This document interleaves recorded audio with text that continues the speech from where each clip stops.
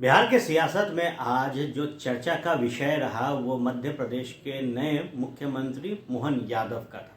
मोहन यादव राजधानी पटना में थे और इस दौरान कहा जा रहा था कि भारतीय जनता पार्टी ने एक बड़ी जो तोड़ है वो लालू प्रसाद यादव के लिए निकाली है और यही कारण है कि बिहार में मोहन यादव आए हैं।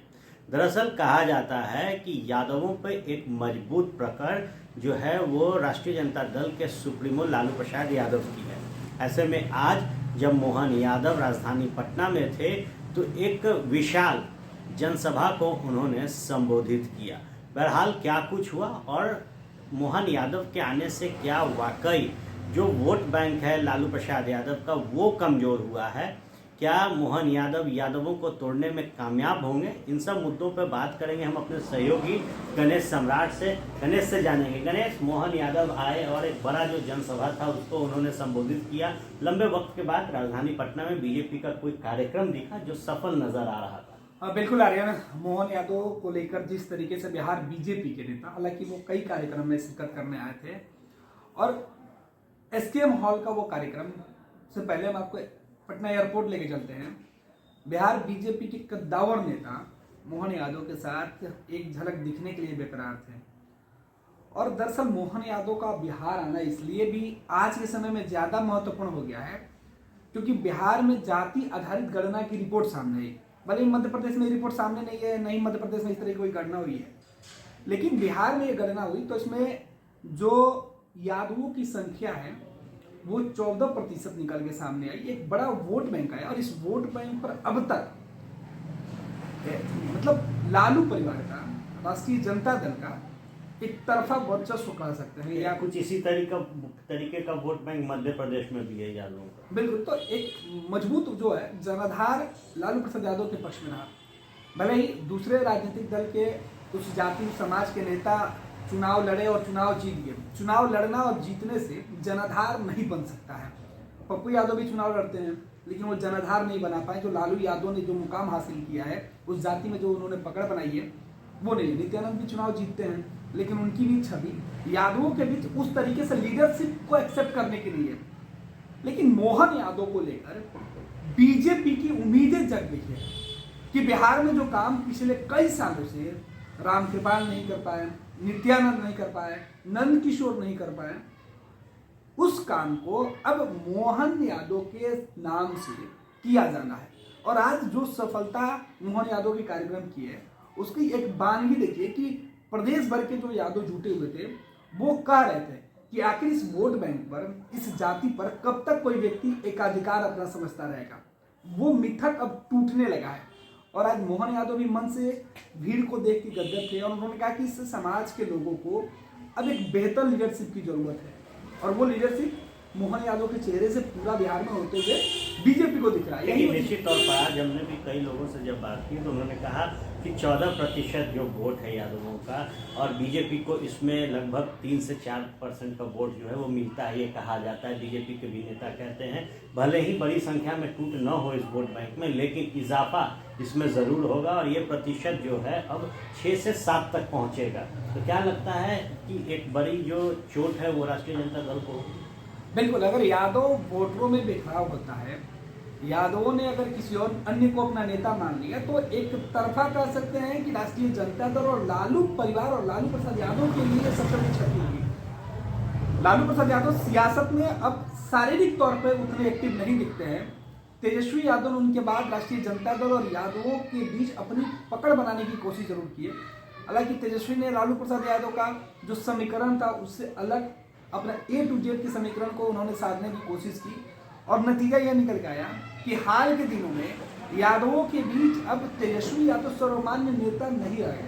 राष्ट्रीय जनता दल के समर्थक भले ही है क्योंकि अगर वो होते तो रामकृपाल नाराज होकर चले गए और चुनाव जीत के भी आते हैं, नित्यानंद राय चुनाव जीत के आते हैं, नंद किशोर चुनाव जीत के आते हैं। तो ऐसा नहीं है, दूसरे भी यादव जाति के नेता वो चुनाव जीत के आ रहे हैं। तो अब यादवों पर से पकड़ थोड़ी सी ढीली हुई थी लेकिन जातीय आधारित गणना की रिपोर्ट जारी करके लालू प्रसाद यादव और तेजस्वी यादव ने एक मास्टर स्ट्रोक खेला था और इस जाति पर एक नए सिरे से पकड़ बनाने की कोशिश की थी और इस जाति समाज के लोगों के बीच ये मैसेज देने की उनकी जो कोशिश थी वो सफल रहा कि यादवों में अभी भी जो पिछड़े समाज के लोग हैं या फिर जो थोड़ा सा अपने आप को आगे कर लिए हैं, एस्टेब्लिश कर लिए हैं, उन सब के लिए अभी भी लालू परिवार या राष्ट्रीय जनता दल उनके लिए पहली पसंद है।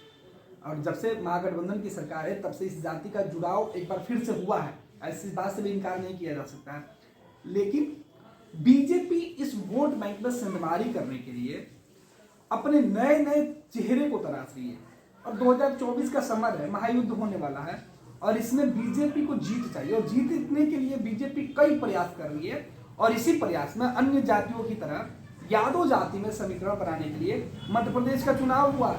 और देखिए मध्य प्रदेश में यादव कोई फैक्टर नहीं थे और यादव चेहरा वहाँ जरूरत नहीं था, लेकिन देश भर में इस जाति को साधने के लिए, क्योंकि ये जाति केवल एक राज्य में नहीं है, एक मोहन यादव से बीजेपी कई जगह इस्तेमाल कर सकती है, बिहार कर सकती है, उत्तर प्रदेश में यादव जाति के नेताओं को गोलबंद करने के लिए, वोटरों को रिझाने के लिए। तो बीजेपी ने बहुत दूर की सोच तैयार करते हुए मध्य प्रदेश में मोहन यादव जैसे व्यक्ति का नाम आगे किया। और मोहन यादव जाति के भी बड़े नेता नहीं है, मतलब बहुत राजनीतिक इनका अनुभव हो सकता है लेकिन उस जाति का अनुभव बहुत ज़्यादा नहीं है। लेकिन अचानक मोहन यादव को बीजेपी ने जिस तरीके से आगे किया और इसका मैसेज देश भर में बीजेपी ने देने की कोशिश की, उसमें वो सफल हुई। लेकिन निश्चित तौर पर आज हम जब बात कर रहे थे तो कई लोगों का कहना था, बात उत्तर प्रदेश की करे या फिर बिहार की, कि जो यादव नेता हैं, राष्ट्रीय जनता दल के सुप्रीमो हो या फिर दिवंगत नेता मुलायम सिंह यादव, उनके बेटे हैं अखिलेश सिंह यादव, कि ये लोग परिवारवाद की राजनीति करते हैं। लालू यादव के बारे में लोग कह रहे थे कि इन्होंने किसको बढ़ाया, तेजस्वी यादव को बढ़ाया, तेज प्रताप यादव को बढ़ाया, मीसा भारती को बढ़ाया, तो परिवार के बाहर कब इन्होंने यादवों का भलाई किया। वहीं अगर उत्तर प्रदेश की बात करें तो मुलायम सिंह को लेकर कह रहे थे कि उन्होंने अखिलेश सिंह को आगे बढ़ाया, अखिलेश प्रसाद यादव को आगे बढ़ाया, उन्होंने अपने भाई को आगे बढ़ाया, अपने भतीजे को आगे बढ़ाया। तो निश्चित तौर पर एक दंश तो परिवारवाद का भी है। बिल्कुल, इस समाज में परिवारवाद का जो तमगा था ना, वो इन सभी राजनीतिक पार्टियों के मत्थे पर मढ़ा हुआ है। चाहे वो उत्तर प्रदेश में आप समाजवादी पार्टी को कहें, बिहार में राष्ट्रीय जनता दल को कहें, लालू परिवार को कहें या फिर मुलायम परिवार को कहें, देश की सियासत में इस समाज का सबसे बड़ा यह राजनीतिक परिवार है। लेकिन हाल के दिनों में मोहन यादव के माध्यम से बीजेपी ने इन इलाके में जो वोटर हैं उनको ये मैसेज देने के लिए कि आज तक आपने केवल झंडा उठाया, हमने उसको सत्ता दिया, हमने उसको जगह दी जो दरी बिछाता था। तो ये क्लियर मैसेज है कि बिहार में भी अब झंडा ढोने वाले लोगों की बारी नहीं है। अब कोई यादव है इसका मतलब वो उसका अभिशाप नहीं है कि वो लालू प्रसाद यादव का झंडा ही ढोएगा। वैसे लोगों में एक विश्वास, एक भरोसा जगाने के लिए बीजेपी ने जो बड़ा प्लान सेट किया है और उसी प्लान के तहत मोहन यादव पटना आए थे और पटना आकर उन्होंने मैसेज दे दिया कि यादव जाति के जो लोग हैं वो अपना लीडर खुद बने और यादव खुद अपने अंदर से लीडर को बाहर निकाले और वो मैसेज दें कि अब केवल झंडा ढोने से काम नहीं चलेगा, बल्कि झंडा ढोने वाले को भी उचित हिस्सेदारी चाहिए। केवल एक व्यक्ति सत्ता में लंबा संघर्ष करता रहेगा और दूसरा व्यक्ति सत्ता के शीर्ष पर बैठा रहेगा, ये अब नहीं चलेगा। उन्होंने मैसेज दे दिया। एक और बातें थी जो मंच पे से निकल कर सामने आई, जिन लोगों ने भी अभिनंदन किया मोहन यादव का, सब लोगों ने कहा कि भाई चर्चा होती है कि राजनेता पढ़ा लिखा होना चाहिए और मोहन यादव की जो योग्यता थी उसको लेकर सब लोगों ने तारीफ की कि भाई इन्होंने PhD हासिल किया, नाम के साथ डॉक्टर लगा, पढ़े लिखे हैं। नीतीश कुमार की बात कर ले तो नीतीश कुमार के बारे में बार बार कहा जाता है कि भाई इंजीनियर हैं, सोशल इंजीनियरिंग करते रहते हैं। ऐसे में एक जो चोट थी वो तेजस्वी यादव के ऊपर भी की गई, तेज प्रताप यादव के ऊपर भी की गई। तो क्या लगता है कि अब युवा वर्ग भी समझ रहे हैं? बिल्कुल, शिक्षा इस समाज में देर से पहुंची और ये समाज के जो ठेकेदार अपने आप को बनते रहे उन्होंने इस पर ध्यान नहीं दिया कि उनको कैसे आगे ले जाएगा। लेकिन अब परिस्थितियां बदली हुई है, हर वर्ग के लोग, हर समाज के लोग आगे बढ़ रहे हैं और सभी शिक्षित हो रहे हैं और उनके पास इस समाज के लिए कहिए कि बिहार में अगर सबसे बड़ा अगर कोई चेहरा है तो लालू परिवार रहा। और लालू परिवार में तेजस्वी यादव की शिक्षा दीक्षा को लेकर हमेशा सवाल उठते रहा, राबड़ी देवी को लेकर सवाल उठता रहा और इस समाज को लेकर भी कहीं ना कहीं सवाल उठता रहा कि जब भी यादव जाति की बात होती है तो इस जाति में कम पढ़े लिखे लोगों की चर्चा हो जाती है, क्योंकि सर्वोच्च में इस जाति की पहचान एक तरीके से आप कर सकते हैं कि जैसे लालू प्रसाद यादव का नाम आता है, तेजस्वी का नाम आता है, राबड़ी देवी का नाम आता है, तो एक मन में छाप बन जाता है कि अच्छा वो यादव जाति से है। इसलिए और उनकी शिक्षा तो अमूमन इस पर सवाल उठते रहा और यही वजह है कि मोहन यादव का चेहरा काफ़ी सोचने विचारने के बाद बीजेपी ने आगे लाया और अब मोहन के सहारे बीजेपी बिहार और यूपी में खास तौर पर राजनीतिक जमीन के साथ साथ इस बड़े वोट बैंक पर, समझिए कि बिहार में गणना हुई तो 14% की जो संख्या निकल के सामने आई। उत्तर प्रदेश के अंदर अगर गणना होती है तो उनका भी एक बड़ा जनाधार वहां भी दिखेगा। तो ऐसे वोट बैंक पर नजर है सबकी और मोहन यादव के सहारे मध्य प्रदेश, उत्तर प्रदेश, बिहार और दूसरे राज्यों को साधने के लिए बीजेपी का यह मास्टर स्ट्रोक है, जिसमें बिहार में बीजेपी को यह सफलता भी आज दिखी मिलते हुए कि बिहार में अगर इस तरीके का प्रयोग किया जाए तो ये प्रयोग सफल हो सकता है। देखिए, प्रयोग सफल हो सकता है और हिंदू पट्टी राज्य में जो जनाधार है यादव जातियों का, उसको कहीं ना कहीं साधने में आज बीजेपी कामयाब हुई है। बिहार के बारे में अगर बात की जाए तो बिहार देश की जो सियासत की दिशा है उसे तय करती है। माना जाता है कि बिहार अगर लड़ जाए चुनाव के लिए मजबूती से तो फिर जो फेरबदल है वो होता है। और बिहार में आज जो कार्यक्रम भारतीय जनता पार्टी के बैनर तले जो मध्य प्रदेश के नए मुख्यमंत्री हैं मोहन यादव, उनका हुआ, वहां भारी नाराजगी लालू प्रसाद यादव के खिलाफ नजर आई। तेजस्वी यादव को लेकर तरह तरह की जो बातें हैं वो युवाओं ने कही। वहीं मोहन यादव ने आज जो हिट शो राजधानी पटना में दिया है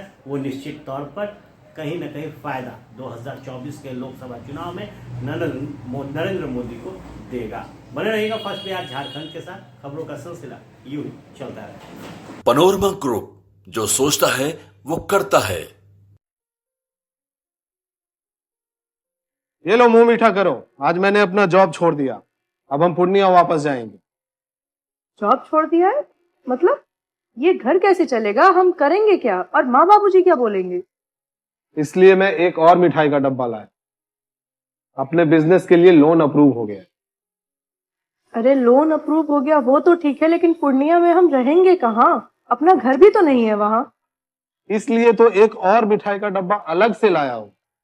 हमने पूर्णिया में घर ले लिया है, पूर्णिया के ई होम्स पैनोरमा में। पूर्णिया में पैनोरमा ग्रुप लेकर आए हैं ई होम्स पैनोरमा। बड़ा घर, आलीशान जिंदगी और अत्याधुनिक सुविधाओं के संग। अरे अरे, अब क्यों मुंह मीठा करवा रही हो? क्योंकि हम घर वापसी जो कर रहे हैं। घर वापसी की खुशी पूर्णिया में ई होम्स पैनोरमा के संग। ई homes panorama, luxurious lifestyle redefined.